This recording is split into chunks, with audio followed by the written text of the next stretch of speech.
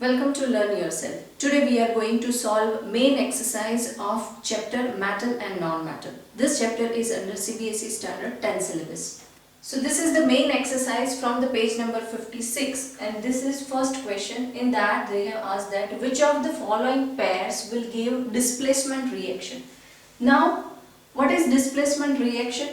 When one compound is there, for example let us take this. So NaCl solution and copper metal. So this compound and one element or one metal's reaction we have to check. In that we have to check that whether this metal will displace this metal or not. If it will displace, then it is displacement reaction. And when this will happen, what is the condition of displacing this metal? That this metal should be more reactive compared to this metal. That means copper should be more reactive compared to sodium, then only it will displace sodium from the compound.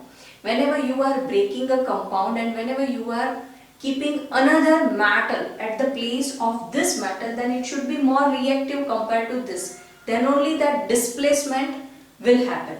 In each of this case, we have to see that this metal is reactive compared to this compound's metal or not.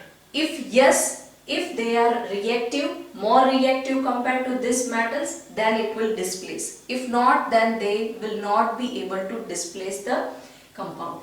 So whenever we are checking this, we have to write like this, so it will give us better idea. So here it is MgCl2 solution, and this reaction will always happen in solution or in liquid phase.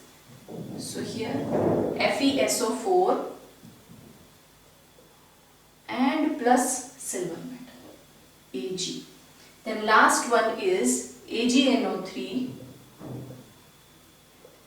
plus copper. So in first case, sodium is more reactive compared to Cu. So this reaction cannot take place. Sodium is more reactive compared to copper. So copper cannot displace sodium. So this cannot happen. Then MgCl2 and Al. Here also magnesium is more reactive compared to Al. So this displacement will also not going to happen. Then FeSO4 and Ag. So iron is more reactive compared to silver. So this reaction also will not happen. That silver cannot take the place of iron because iron is more reactive compared to silver. Then last, silver and copper. Yes, here copper is reactive compared to silver. So copper will take the place of silver and it will make CuNO3 twice, copper nitrate, and silver will be separated out. So this reaction will happen and this is going to be our displacement reaction. So that is how we have to solve it. Which metal is reactive compared to another metal, that is important in this. Our second question is, which of the following method is suitable for preventing an iron frying pan from rusting? Now if it is a simple iron, then we can use all this method, that applying grease, applying paint, applying coating of zinc when it is only a piece of iron, iron bar or iron rod. But here it is frying pan.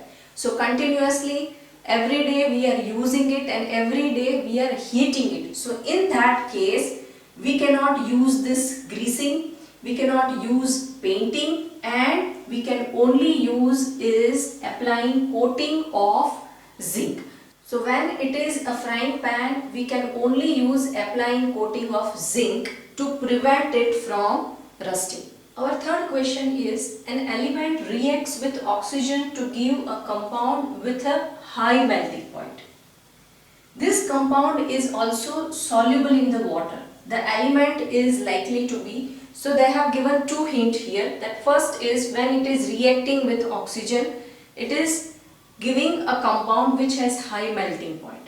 Then second is it is also soluble in the water. So here calcium can give a compound after reacting with oxygen. Carbon can give a compound after reacting with oxygen. Silicon will also give a compound after reacting with oxygen, and so as iron. So all will react with oxygen and will give a compound after that.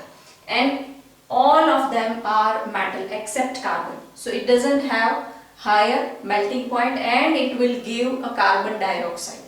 So it will soluble in the water, but it doesn't have a melting point. So that's why this possibility we are cancelling. Then after, from this three, calcium, silicon and iron cannot dissolve in the water, silicon cannot dissolve in the water, but calcium can dissolve in the water.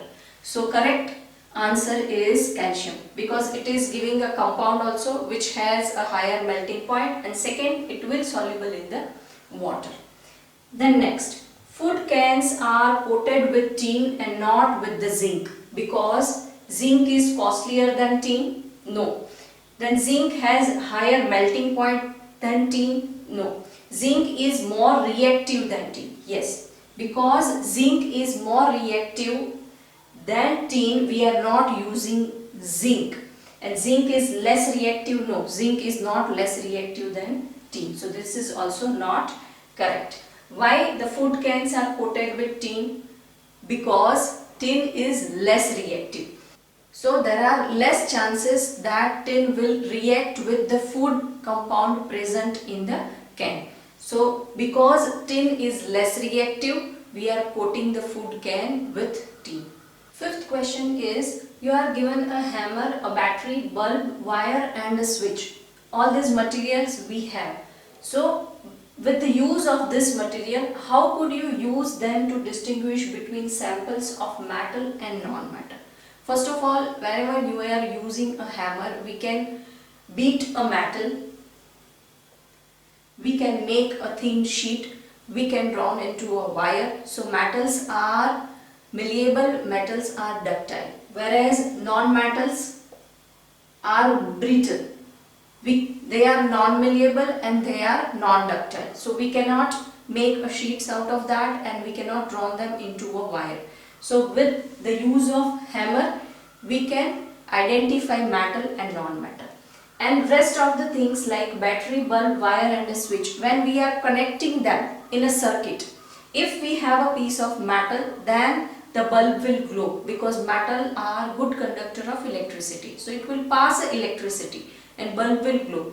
When we are putting non-metal into a circuit, then bulb will not be able to glow, because they are non-conductor of electricity. So that is how we will distinguish between metal and non-metal sample. Now distinguish and differentiate between metal and non-metal based on this. So now we will frame our answer like, so for question A we can frame our answer like this, that when we are using a hammer, then when it is with metal, then it can be beaten and we can make sheets. It can be drawn into a wires. When a piece of non-metal is there, they are brittle in nature and we can't make wires or sheet out of them. So that is the use of hammer, and with the use of hammer we can differentiate in between metal and non-metal like this. Now when we are using bulb, wire and the battery and switch, then when we are attaching a piece of metal, then the bulb will glow, and when we are attaching a non-metal, then bulb will not glow. So like this, when we are using a complete circuit, then we can differentiate between metal and non-metal. So for question B, that based on above experiment, how can we differentiate between metal and non-metal? So metals are malleable, they are ductile, they are good conductors of electricity, because we can make sheets out of that, we can draw them into a wire and we can pass current out of it. So these are the properties of metal, whereas non-metals are, they are non-malleable, they are non-ductile and they are bad conductors of electricity. That means we cannot pass current out of them. We can also write here that they are non-conductors of electricity. Sixth question is, what are the amphoteric oxides? Give two examples of amphoteric oxides. Now we know that there are two types of oxides, that First is metal oxides and second is non-metal oxides. Now all the metal oxides are basic in nature. For example, K2O, Na2O and all the metal oxides are basic in nature. Whereas non-metal oxides like carbon dioxide, sulfur dioxide, all are acidic in nature.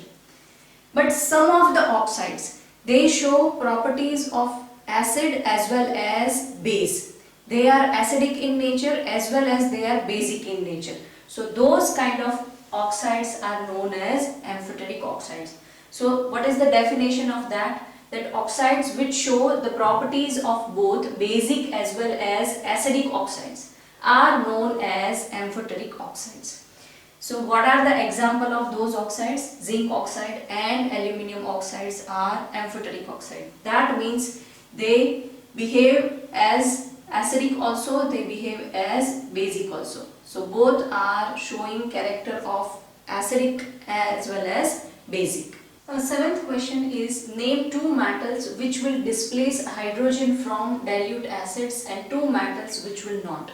So here I have mentioned the activity series of metal in which I have placed hydrogen in between.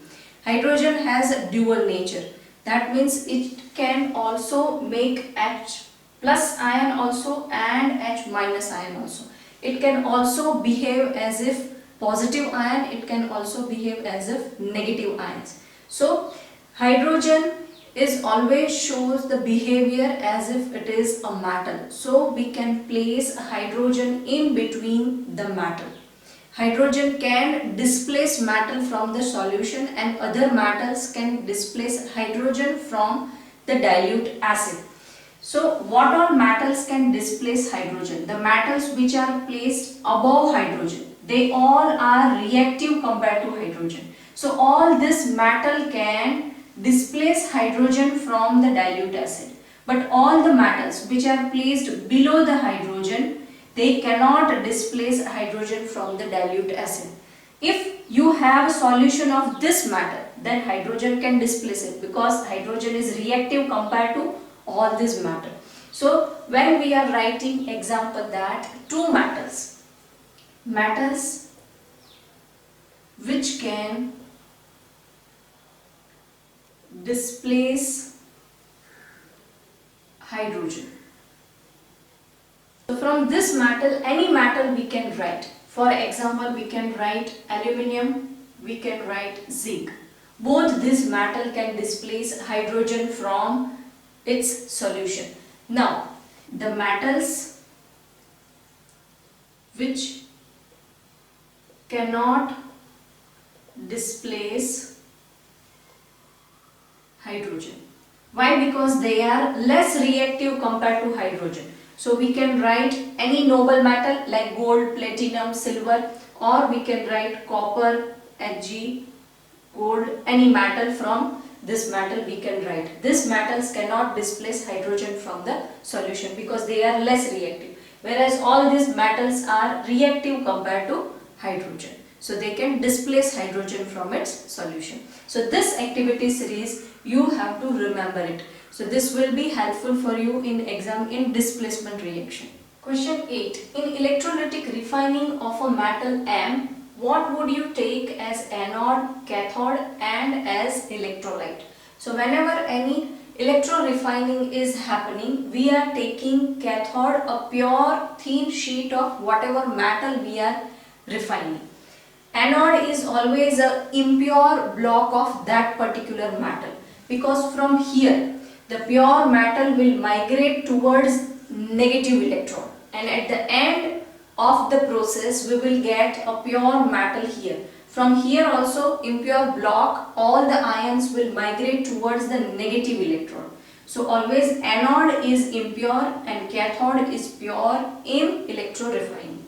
Now electrolyte we are always taking a salt solution of metal M. For example, if we are refining a copper, then copper salt solution we are taking. For example, copper sulfate solution we are taking. Salt solution of that particular metal we are taking. So this is the fixed thing that impure metal will be at the anode pure metal it will be at the cathode, and that particular metal salt solution we are taking is electrolyte. We have discussed electro-refining of copper, and the full video link I have given in the description. If you have any doubt regarding that, please go through that video. Ninth question is, Pratyush took sulfur powder on a spatula and heated it. He collected a gas evolved by inverting test tube over it. So first is, what will be the action of gas on dry litmus paper? First of all, whenever you are using a dry litmus paper with any gas, it will not show any of the effect. Because whenever a substance is acidic and basic, it will give H plus and OH minus ion in presence of water. So whenever we are performing a test with a dry litmus paper, first we have to moist it. Then we are keeping or we are placing in the presence of gas or along with any other substance. Then only it will show a color change. Because litmus test comes positive in presence of H plus ion or OH minus ion. With dry gas, it will not show any effect or it will not show any color change on litmus paper. Now when our litmus paper is moist, it is along with the water. So what will happen? That dissociation of acidic substance or basic substance will take place. When we are dissociating it, for example HCl is there, it will dissociate and it will give us H plus and Cl minus. And whenever it is a basic substance is there, for example NaOH, then it will give us Na plus and OH minus. But this happens only in presence of water. Alone HCl, dry HCl gas, hydrogen chloride gas will not give any litmus test. So when it is a moist litmus paper is there, then which is this gas is evolved when sulfur is burning in presence of oxygen, it will produce sulfur dioxide gas. Sulfur is non-metal and oxide of non-metal is always acidic in nature. So non-metals oxide are acidic. So this gas, which gas we are getting here? Sulfur dioxide gas. So this gas will turn blue litmus paper into red. It shows acidic effect on dry litmus paper. So it will turn blue litmus paper red. Now second question, write balanced equation for the following or for this experiment. So when sulfur is burning, it burns in presence of oxygen, we will get sulfur dioxide gas. When sulfur dioxide gas react with H2O. Why H2O? Because here our litmus paper is moist. So it will give us H2SO3. This is sulfurous acid. We can also, whatever gas is generating is sulfurous acid, and this can also in liquid state on a litmus paper. So this will give us sulfurous acid. The formula of that is H2SO3. Our 10th question is, state 2 ways to prevent the rusting of iron. So these are the ways to prevent rusting of iron. We can either paint it, or we can apply grease or oil, or we can coat it with the zinc, or we can galvanize it. Then 11th question is, what types of oxide are formed when non-metal combine with oxygen? For example, sulfur will react with oxygen and it will give us sulfur dioxide, or we get carbon dioxide out of carbon and oxygen. So these two oxides are non-metallic oxide and they are acidic in nature. When metal is react with oxygen, it will give us metallic oxide, and all the metal oxides are basic in nature. So there are total 3 types of oxides: acidic oxides, basic oxides and amphoteric oxides. Some of the oxides shows property of acidic as well as basic oxides. So those oxides are known as amphoteric oxide. Zinc oxide and aluminium oxide are amphoteric oxide, whereas potassium oxide, sodium oxide, these are basic oxides, whereas non-metallic oxide like sulfur dioxide and carbon dioxide are acidic oxide. So in question number 12, we have to answer these reasons First reason is platinum, gold and silver are used to make jewelry. Now platinum, silver, gold, all these metals are known as noble metals. They are least reactive metals. They are non-corrosive, means they will not corrode easily. The way iron will rust, the way copper will get green color, that rust on it, gold, silver and platinum will not rust that easily. This metal will also not react with atmospheric gases, water and acids. So these metals are safe to wear and their malleability and ductility is high. So we can easily draw them into a wire, we can make a thin sheet and we can give a desired shape to them which we want to give in jewelry design. So this is how we can frame our answer, that these metals are least reactive and will not react with atmospheric gases, water and acid. They are malleable and ductile, so can be drawn into wires, thin sheets and desired look or design which we want to give them in jewelry. And the last, and they are least corrosive metal. Due to all these factors and benefits, platinum, gold and silver are used in jewelry making. Second reason, sodium, potassium and lithium are stored under oil. So answer is, these metals are highly reactive metals. They will easily react with atmospheric oxygen and it will immediately start reacting, and sodium will start burning when it comes in a contact with atmospheric oxygen.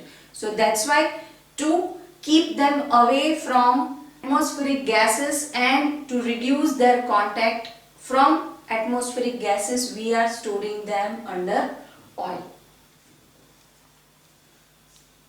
Our next reason is, aluminium is a highly reactive metal, yet it is used to make utensils for cooking. Now what will happen, that aluminium is a highly reactive metal. So once it comes in a contact with atmospheric oxygen, speedily it will make aluminium oxide. Now this layer will act as protective layer on aluminium. It further stops reacting with atmospheric oxygen once this layer will formed on the surface of aluminium. So after that it is safe to use aluminium as a utensils. So we can frame our answer like that, aluminium is a highly reactive metal. So once it comes in a contact with atmospheric oxygen, it will form aluminium oxide.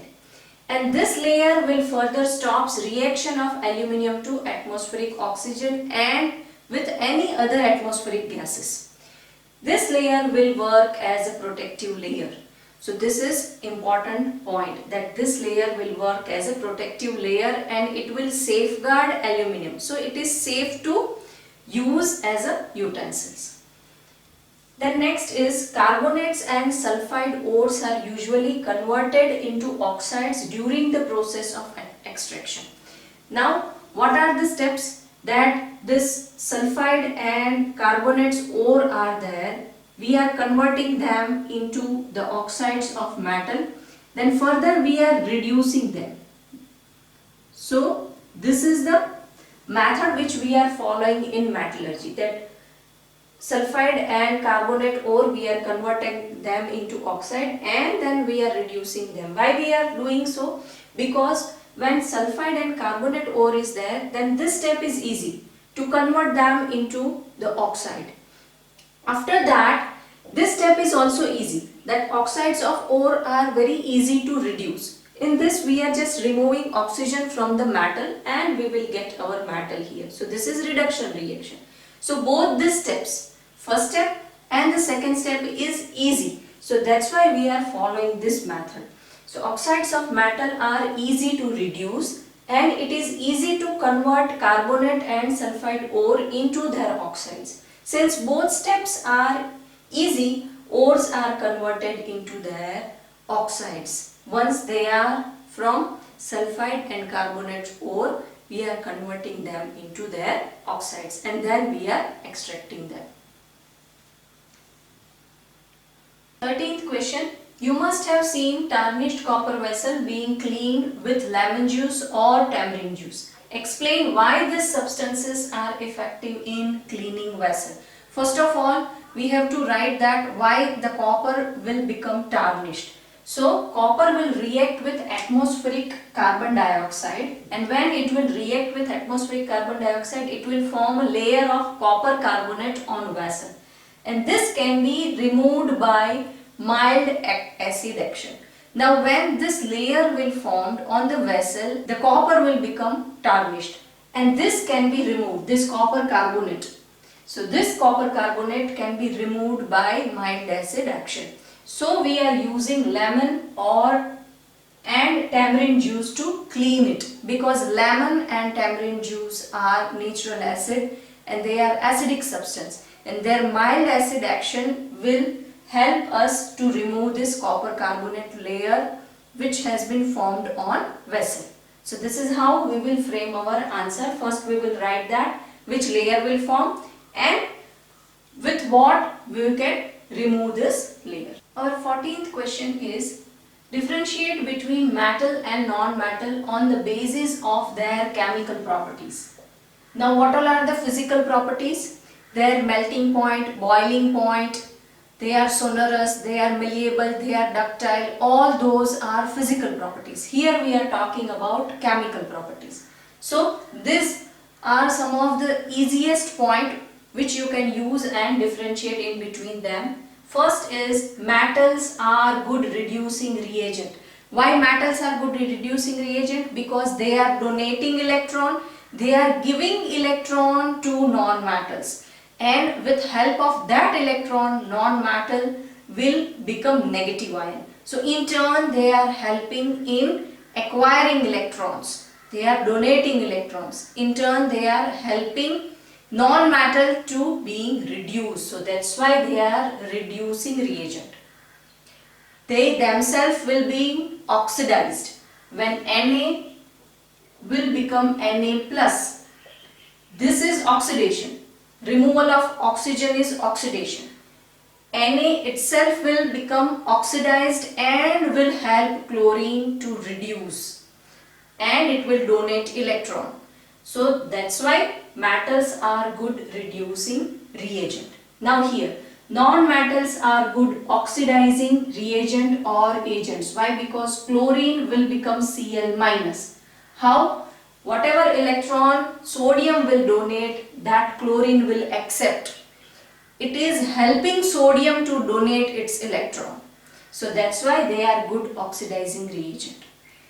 Chlorine itself will get reduced but help in oxidization. So that's why they are oxidizing agent. Second, metal will form positive ions, non-metal will form negative ions. Metal will donate electron, non-metal will accept electrons. Metal will form ionic bond with non-metals. Non-metals will form ionic bond with metal as well as with other non-metals. They will form covalent bonds. For example, chlorine will form bond with NaCl. This is ionic bond. But chlorine will together will make covalent bond, that is Cl2, O2. All those examples are covalent bonds from non-metals. So these are few important points regarding the chemical properties of metal and non-metal.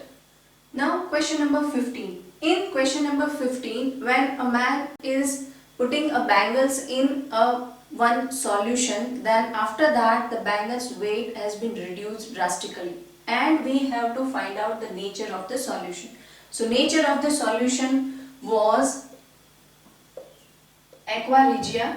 This aqua regia is a mixture of concentrated hydrochloric acid and concentrated nitric acid, that is HNO3. We have mixed this two acid in a ratio of 3:1. That means we have taken 3 parts of HCl and 1 part of HNO in this. This aqua regia is very reactive solution and it will dissolve noble metal into it. So aqua regia that man must have carried in its vessel, and when he has put the bangle in that, some of the gold from the bangle has been dissolved in that vessel, and when he took it out, the bangle's weight has been drastically reduced. So that is how they are cheating a people, and that is how they are stealing a gold by on the name of they are cleaning the gold or they are giving a shine to the gold. Here important point or important thing to remember is this solution is known as aqua regia and it is a mixture of HCl and HNO3. Now this is how we can frame our answer, that man must have carried aqua regia solution.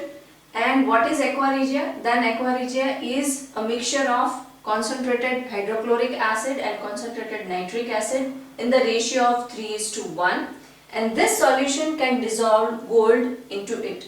So when he dipped Bengal into the solution, some of the gold must have been dissolved in the solution and Bengal's weight has been reduced drastically. The 16th question is, why copper is used to make hot water tanks and not steel, which is alloy of iron? Now iron will react with water and will get rust very easily. So that's why we are not using steel also, because steel is an alloy of iron, so we cannot use steel. But copper will not react with water, so it is safe to use copper to make water tank. Whenever you are getting a reason like this, then first of all, this we are using, then why we are using this, that point you have to make it clear, and which we are not using, then you have to write a reason for that also. So two statements we are writing, one in a favor and one in against. So this statement is in against of iron, that because of this we are not using iron, and this statement is in favor of copper, that why we are using copper. So that is how we are framing our answer, that the thing we are using, what is the reason we are using, and thing which we are not using, why we are not using. So in minimum detail we can justify the full answer. So hope this video has solved your doubt. In coming videos we are going to learn some more important concept. So don't forget to subscribe, Learn Yourself. I'll see you in next video. Till then, keep learning, keep sharing.